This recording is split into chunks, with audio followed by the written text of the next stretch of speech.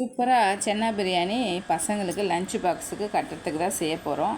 செம்ம டேஸ்ட்டாக இருக்கும். நல்லா வந்திருந்தது. கண்டிப்பாக வந்து ட்ரை பண்ணி பாருங்கள்.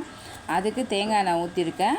தேங்காய் எண்ணெய் ஹீட் ஆனவுடனே பட்டை, லவங்கம், வெந்தயத்தாள், கடல் பாசி சேர்த்துக்கோங்க. பிரிஞ்சி இலை சேர்த்துக்கோங்க. அதுக்கப்புறம் 2 ஆனியனு கொஞ்சம் உப்பு போட்டு நல்லா வதக்கி எடுத்துக்கோங்க. அதுக்கப்புறம் வந்து 1.5 தக்காளி, 1.5 ஸ்பூன் வந்து இஞ்சி பூண்டு விழுது சேர்த்து நல்லா வதக்கிட்டு புதினா, 2 பச்சை மிளகாய், தயிர், கொஞ்சம் லெமனு, 1/2 ஸ்பூன் வந்து வெறும் மிளகாத்தூள் போட்டு நல்லா மிக்ஸ் பண்ணி நல்லா எண்ணெய் பிரிஞ்சு வந்தோடனே வேக வச்ச சென்னாவும் அதோட தண்ணியும் சேர்த்து நம்ம சேர்த்துக்கணும். தண்ணி பத்தலைன்னா நீங்கள் தனியாக சுடு தண்ணி வச்சு சேர்த்துக்கோங்க. நான் எப்பயுமே ரைஸுக்கு 1 கப்புக்கு 1 கப்பு தண்ணி தான் சேர்த்துப்பேன்.